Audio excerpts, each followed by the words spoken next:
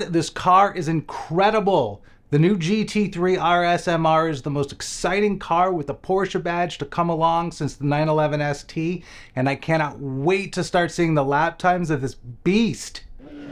As it is, the stock GT3 RS generates nearly 1,900 pounds of downforce at 177 miles an hour, so I can't even imagine how much downforce this car develops. The GT3 RS MR has been in development for over a year, and it has gone through evolution after evolution after evolution. But it's looking like Manthey Racing is finally ready to officially reveal its latest and most insane creation to the world, as earlier this week, 2 new prototypes were photographed with almost no camouflage, the logos and decals completely uncovered, and many of the new aerodynamic components appearing in production-ready carbon fiber. If you're new to my channel, I publish original, Porsche-focused content every Sunday, so if you're not subscribed yet, click below to subscribe, and be sure to click the notifications bell so you can be notified about my latest videos. Manthey's development of this car has been nothing short of extensive, as we've seen no fewer than 6 different prototypes, which is pretty extreme when you consider that Porsche themselves typically do not use more than 2 or 3 prototypes when testing a new car. And when you consider how rare and valuable the GT3 RS is, that just makes it all the more insane. What will happen to all of these beautiful cars that Manthey has drilled and cut into and then beat up on the track is something I would really like to know.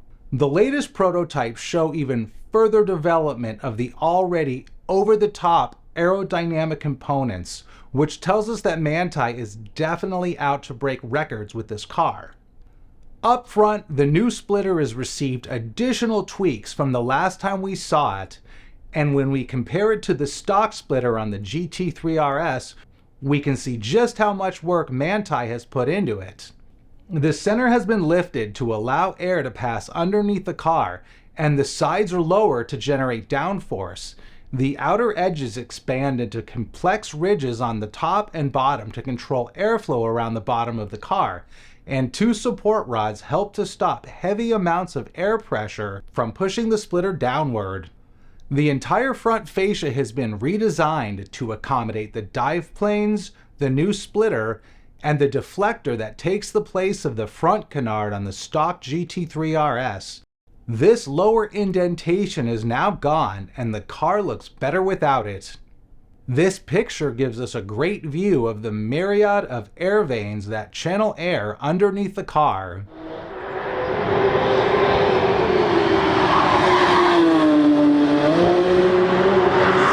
Every car person, even those who don't like Porsche, know that the GT3 is the greatest modern-day sports car made. So why not have a really cool GT3 art print displayed in your home? Which brings us to the sponsor of today's video, Arc Driver Automotive Photography. These unique Porsche art prints are a great way to improve the aesthetics in any room in your house, and a great way to help support this channel. They feature museum quality printing on heavy duty paper that has a partly glossy and partly matte finish. You can check out the entire collection by clicking on the link in the description below. The complex vent system on the hood looks to be mostly untouched, with the exception of these screens and these molding pieces being removed. I can't see how the removal of these items would increase performance, so this might suggest that there's additional development going on here. On the 8 fins mounted on the roof, the inner 6 appear to be located slightly farther back to provide more accurate airflow around the rear spoiler, and at the back of the car, where most of the action is taking place, the new aero components look to be finalized. The huge vertical fin has been redesigned and now appears finished in carbon fiber, and as I predicted in previous videos, there is no longer a rear window.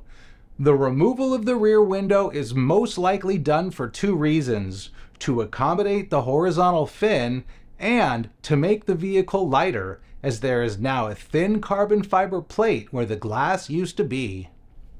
The ginormous triplane wing looks to have been slightly updated once more with the reshaped top wing, and now that the enormous end plates are fully exposed, we can see several points where the three wings and the end plates themselves can be adjusted. The area of the car that has seen the most ongoing development is the rear diffuser. The last time we saw it, it was looking like the diffuser from a 911 RSR. But since then, it looks to have been completely redeveloped.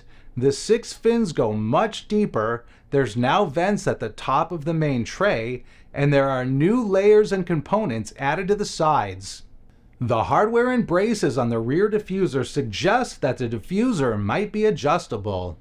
The rear wheel disc is looking a little drab, but the production version will most likely look like the carbon fiber example being made for the standard GT3.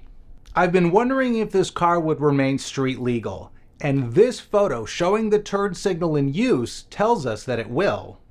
It's believed that the GT3 RS MR will not be receiving a power increase, but there should be plenty of other performance upgrades, including 4-way coilover suspension, competition brake pads, stainless steel braided brake lines, ultralight wheels, and some of the body panels were most likely produced using lightweight materials, and we can expect to hear about additional performance upgrades once Manthey officially reveals this car.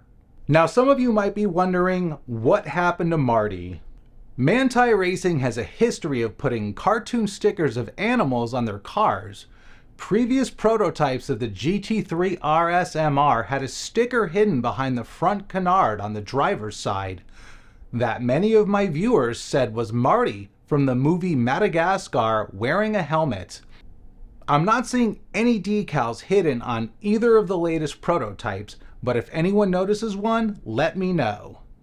If you haven't seen my 2 previous videos on the development of this car, or if you've never heard of Manthey Racing before, check out these 2 videos once this one is over. The stock GT3 RS has a Nürburgring Nordschleife lap time of 6 minutes and 44.85 seconds.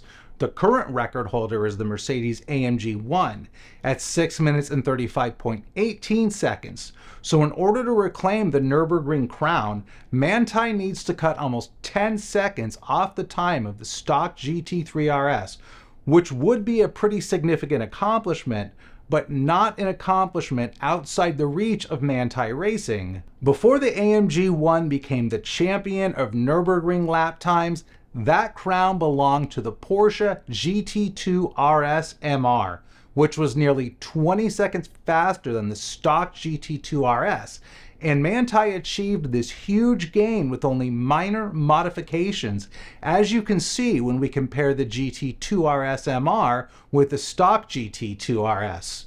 So when you consider how extreme Manthey's modifications are to the GT3 RS, knocking 10 seconds off is definitely a possibility. But all lap times and competition aside, Manthey better have a big reveal event for this car, because it definitely deserves it.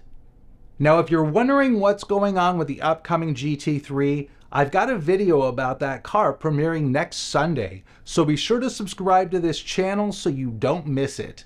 And in the meantime, if you haven't seen this video yet, it's full of great information about the new GT3, so check it out.